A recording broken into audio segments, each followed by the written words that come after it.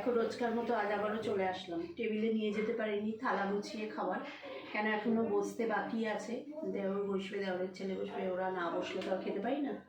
যাই হোক, দেখো আজকে কী কী রান্না করেছি সেটা তোমাদের দেখিয়ে দিই।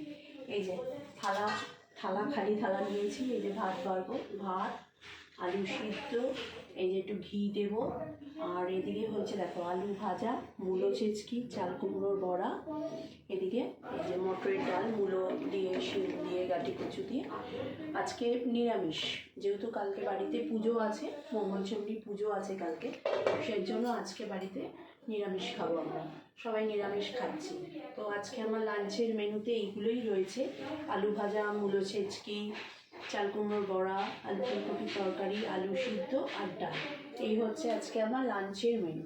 তো দেখো, যদি ভালো লাগে তাহলে একটু লাইক কমেন্ট করো, আর পরের ব্লগে আবার দেখা হবে। ঠিক আছে, আবার কথা হবে, টাটা।